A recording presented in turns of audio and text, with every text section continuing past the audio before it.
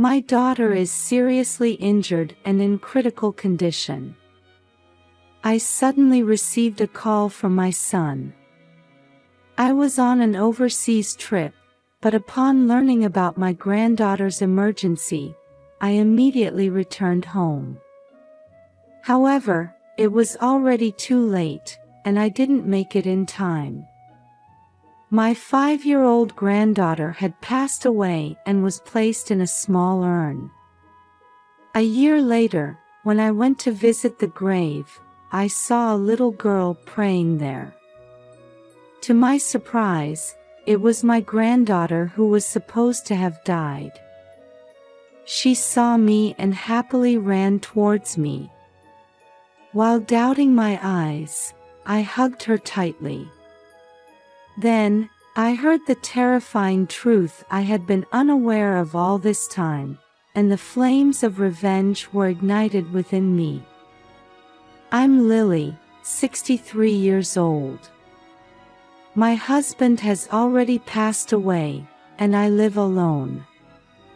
My 40-year-old son and his wife have a 4-year-old girl and a 3-year-old boy, and they lived about a 3-hour drive from my house. My son Tyler and his wife Isabella would visit my house with their children a few times a year.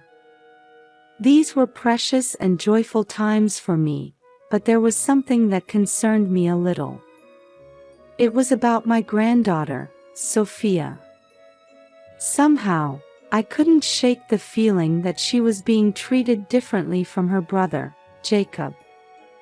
I first noticed this one day when my son and his wife were staying overnight. Tyler and Isabella took only Jacob shopping, saying they were going to buy him toys. After they left, Sophia looked at me with her adorable eyes and said, "Grandma, I'm hungry." "Oh, I'm sorry I didn't notice. I'll make something for you right away." I grabbed a frying pan and made her some pancakes, which she had previously said were delicious. When I put them on a plate and added butter and syrup, Sophia beamed with a big smile. "Wow! It smells so good. Be careful not to burn yourself, sweetie." "Okay. Thank you, Grandma." As I cut the pancakes into bite-sized pieces for her, Sophia's eyes sparkled as she stuffed her mouth full. Watching her, I felt a sense of healing. Sophia said, "It's so fluffy and delicious," while gulping down her milk. Just then, I heard the front door open and heavy footsteps echoing. "Sophia, why are you the only one eating? Give that to Jacob. I'm about to make some for him too, don't say things like that." As I was about to go to the kitchen, Tyler abruptly took the pancakes away from Sophia and fed them to Jacob. Seeing this, Sophia's face fell, and she hung her head dejectedly. Feeling sorry for Sophia, I once again said, "I'll make new ones for Jacob," but Tyler refused, saying, "There's no need for that. There's no need to take food away from her when she's still eating. Sophia doesn't eat much. Right? You're full, aren't you?" Sophia had just started eating the pancakes, so there was no way she could be full. I told Tyler this, but he didn't seem to be listening to me at all. "Mother-in-law, please don't worry about it. We're having trouble with Sophia always wanting food even though she hardly eats anything. It's just a waste to give her food." At that moment, I felt something odd about the cold look Isabella gave Sophia, despite her being her own daughter. Seeing Sophia's sad face, I thought she might be unable to speak up, so I argued with them that can't be true, but they wouldn't listen to me. Just then, I felt a tug on the hem of my apron. When I looked down, Sophia was signaling to me with her small hand, looking at me with an expression that seemed to want to say something. "I'm going to get some drinks. Sophia, would you like to help me?" She nodded, and when we went to the kitchen together, Sophia whispered, "It's okay, it always happens. I'm the big sister, so I give it to Jacob." With an unsettled feeling, I was arranging drinks on the table while Sophia was eagerly helping me. "Sophia, stop lying about being hungry when you're not. Now that you have a little brother, you need to act more like a big sister." As Sophia apologized with a dejected, "I'm sorry," after being scolded by her parents, my heart ached. And when I looked closely, I saw Sophia quietly rubbing her stomach. She must have still been hungry. Thinking that Sophia wouldn't tell me the truth if I asked her about the situation right there, I gently took her hand when we were alone. "If there's anything, you can tell me. I won't tell your mom and dad. I feel lonely because they only dote on Jacob." Sophia let slip her true feelings. I squeezed her hand tightly and said softly, "You can rely on me." Sophia smiled happily and hugged me. "Such a small child is hurting like this. I have to do something about it." As I observed, I noticed that my son and his wife hardly spoke to Sophia, and she was playing by herself. In contrast, they doted excessively on Jacob. Thinking this couldn't continue, I sat down with them after the children had gone to sleep and had a serious talk. However, they remained adamant, saying, "That's just Sophia's imagination. We're raising them without favoritism. In the first place, it's only natural that things changed dramatically for her when her brother was born, after being treated like a princess until then. That's right.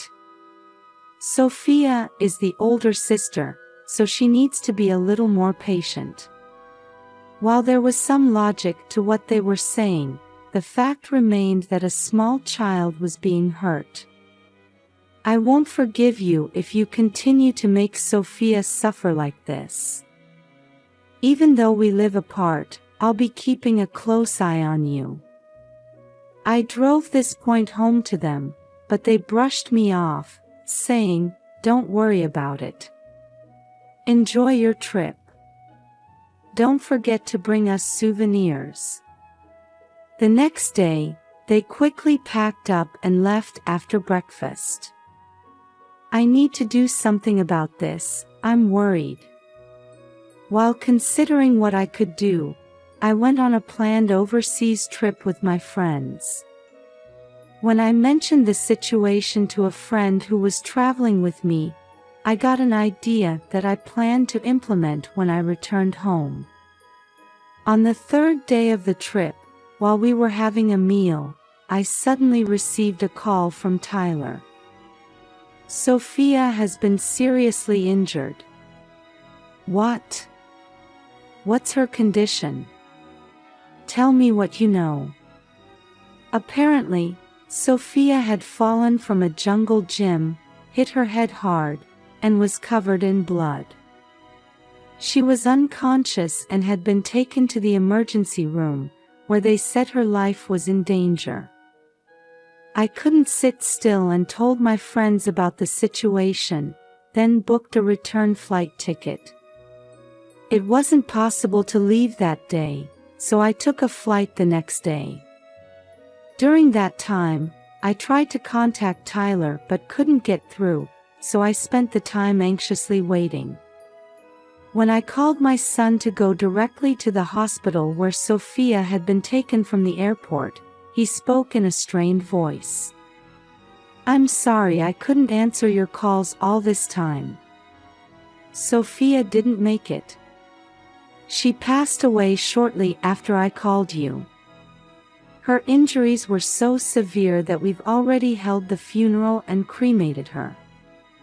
As I was at a loss for words, my son sent me a photo of a small urn. "Sophia, how did this happen?"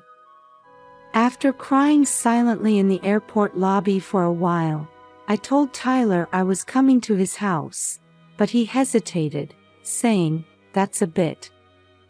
It was so sudden, and Isabella is still in shock, so could you please leave us alone for now? I understood that Isabella must be extremely shocked after losing her precious daughter. Understanding those feelings, I reluctantly trudged home with a heavy heart.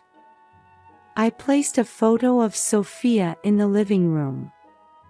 As the feeling that I would never see her again overwhelmed me, I couldn't stop my tears.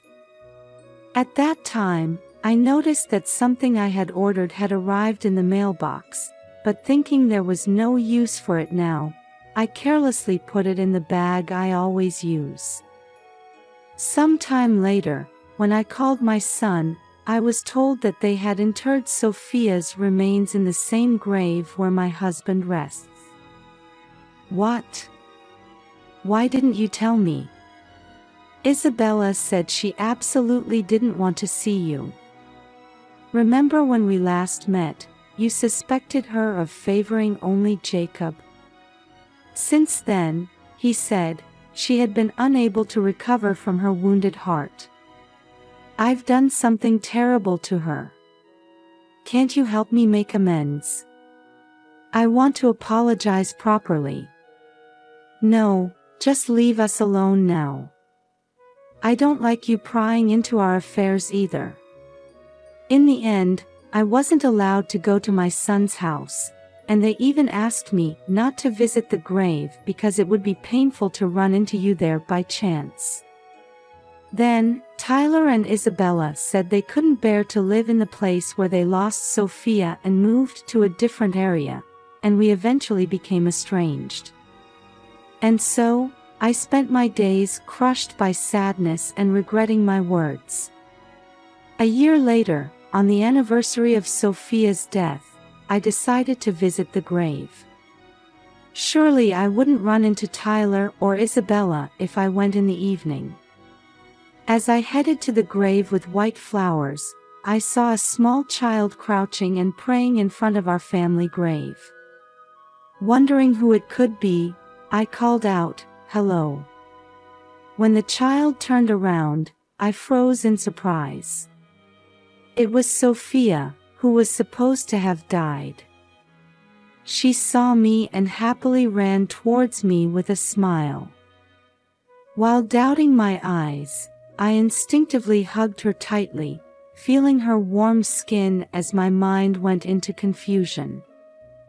"Grandma, were you alive?" "Yes, of course." As I listened to Sophia say these strange things, a terrible truth came to light. When I checked the gravestone, Sophia's name wasn't engraved on it. What a cruel thing to do. I'll never forgive them. They'd better be prepared. Anger and a desire for revenge began to boil inside me. I remembered something I had been carrying around and set up a certain device, then parted ways with Sophia there. I will protect Sophia's smile no matter what. 30 minutes later, I visited my son's house, where he said they had moved. I was certain they were inside, but even though I rang the doorbell, there was no answer. They were probably pretending not to be home. Unable to wait even a second longer, I flung open the front door with all my might. Tyler and Isabella inside jumped in surprise when they saw me. "Don't pretend you're not here. How did you open the front door? It wasn't locked in the first place." Sophia. Grandma's here, you can come out now. Huh? What are you talking about? I told you she's gone. As I called out Sophia's name loud enough to echo through the house, she came running with her cute little footsteps. I quickly moved to avoid being stopped by my son and held Sophia tightly in my arms. Seeing this, my son and his wife opened their eyes wide, seemingly unable to speak. I looked at them coldly with a stern face.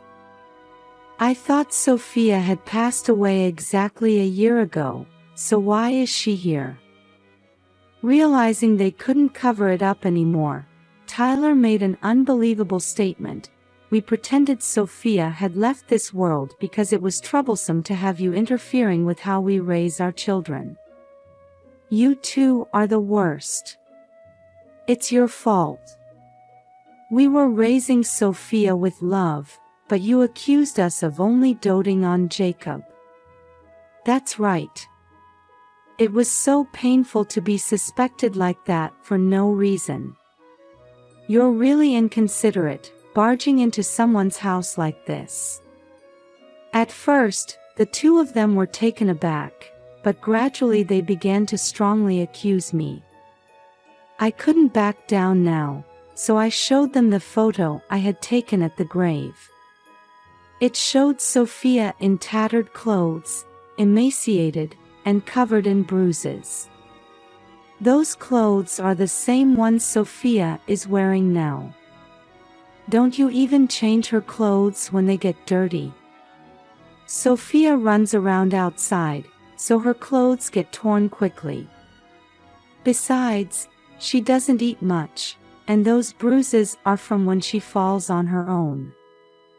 I couldn't believe it was just from falling, given the odd locations of the bruises. Realizing this was going nowhere, I played an audio recording for them. In it, you could hear my son and his wife berating Sophia. Sophia, you're a nuisance. If you hadn't been looking out the window, this wouldn't have happened. It makes me sick. This is bad enough, but you even plan to send her to the next world. I can't believe you're my son, you two are so cruel. How did you record our conversation? They seemed surprised by the clear audio quality. So I explained that I had hidden a listening device in the pouch Sophia was carrying. Moreover, I had asked Sophia to deliberately leave that pouch in the living room. Actually, when I went on a trip with my friends a year ago, they taught me this method. So, I had ordered the device online so I could implement it as soon as I returned home. However, when I heard the news that Sophia had died, I left it unused in my bag. I had completely forgotten about it, but by chance, when I came to visit the grave, Sophia and her family had come to a nearby park. At first, they were going to leave Sophia at home alone and go on a picnic with just the three of them. But when they got into the car, a neighbor happened to pass by and said, "It's nice to go out as a family. But is she staying home alone?" pointing at Sophia, who was peeking out the window. So they had no choice but to bring Sophia along. However, as usual, only Jacob received attention, while Sophia was left alone. Sophia had been playing by herself for a while, but as she explored here and there, she ended up at the grave she had visited before. The clever Sophia remembered this place and was praying there. "So you met at that grave?" "Yes. That's when I planted the listening device and followed you here. Don't play dirty tricks." "Oh my, is that something someone who pretended to send Sophia to the next world and even taught this child that I had passed away can say?" My son and his wife had taught Sophia that Grandma has died, so that she and I wouldn't meet. What kind of people are they? Perhaps they didn't expect to be found out to this extent, but they seemed unable to say a word as I hit a sore spot. They looked awkward for a moment, but soon they seemed to remember something and approached me. How dare you eavesdrop on other people's conversations? We'll sue you. Go ahead if you want. But just eavesdropping alone isn't punishable by law. Besides, I did it to protect my precious granddaughter, so there's no problem. When I refuted them confidently, Isabella, who had been silent until then, approached Sophia. Sophia, thinking she might do something to her, shrank back and started trembling. I can tell how you usually treat her just by looking at her reaction. Stop making false accusations. I'm really going to call the police. Go ahead. Call them right now. But it won't be me who gets arrested, it'll be you too. As I hugged Sophia tightly and glared at them, they suddenly turned pale. When I pressed them about why they had done such a terrible thing, Tyler reluctantly opened his mouth. Girls are useless, aren't they? They'll just get married and go to someone else's family, while boys can become heirs. If that's such a ridiculous reason, what are those documents on the table? My son tried to hide them with a startled look, but I quickly snatched them away before he could. Looking inside, I found an insurance policy for children, with marks next to the amounts payable in case of death or severe after-effects. They had even been aiming for Sophia's life insurance money. This is just in case of an emergency. Before I came into this house, you were planning to send Sophia to the next world, weren't you? Actually, there was more to this story. They were laughing and talking about how even if they failed, they would still get money if Sophia became disabled. I can't leave these children with you. Who knows what you might do? Isabella, did you call the police? If not, I'll contact them. Wait, please. Mom, calm down. If we get involved with the police, it's Sophia and Jacob who will suffer. Is that what you want? Thinking they didn't understand at all, I held hands with my grandchildren and turned to face them. Then I suggested, let's ask them, and my son and his wife agreed, saying, that's a good idea. I don't want a papa and mama who won't even feed me. I want to be with Grandma. Hearing these words, Tyler and Isabella simultaneously snorted, saying, see, Sophia isn't cute. Next, I got down to Jacob's eye level and said, tell me what you're thinking, anything is fine. Jacob said, I don't like Papa and Mama either. Because they're mean to Sophia. Tyler and Isabella looked dumbfounded. It was revealed that they had also occasionally given Jacob harsh punishments under the guise of discipline. How could they have treated such young children in a way that made them say they were unwanted? Actually, when I reunited with Sophia at the grave, I had already heard about this. Jacob was a kind child, and whenever Sophia was scolded by their parents and denied meals, he would secretly bring her bread to eat. Despite being so young, the siblings had a strong bond, which reassured me. It's settled then. Sophia, Jacob, from now on, let's live together. The children's expressions immediately brightened, and they nodded vigorously. Wait a minute. What's going to happen to us? First, I suppose it'll be a holding cell. After that, perhaps a life surrounded by high walls. Anyway, make sure you reflect deeply on what you've done. As I took the hands of my dear grandchildren and headed towards the front door, Tyler and Isabella bowed their heads repeatedly, begging for forgiveness. They would probably just repeat the same behavior again. I stopped for a moment and looked Tyler and Isabella straight in the eyes. I'll have others judge what you've done. Be prepared. They clung to me, crying, but there was no way I would believe their excuses. Furthermore, thinking it was impossible to convince me, they kept telling Sophia and Jacob, "Please forgive Papa and Mama." When Sophia and Jacob said, "We hate Papa and Mama. Don't touch us," Tyler and Isabella became dazed on the spot.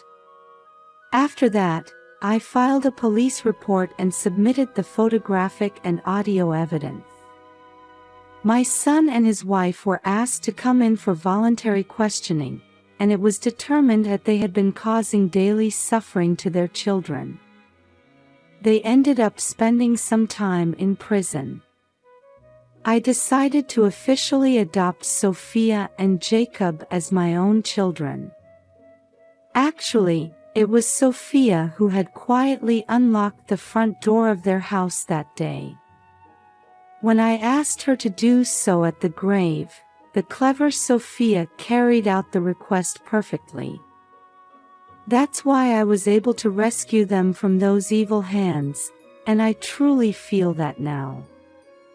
Since then, Sophia has had a hearty appetite, returned to a healthy weight, and plays energetically every day. Jacob spends each day smiling and having fun with Sophia. I told the two of them, "If you ever want to see Papa and Mama, just let me know," but they don't seem to have any desire to do so at all. I wonder how Tyler and Isabella raised them. I vowed to keep working hard so that my grandchildren can always wear smiles on their faces.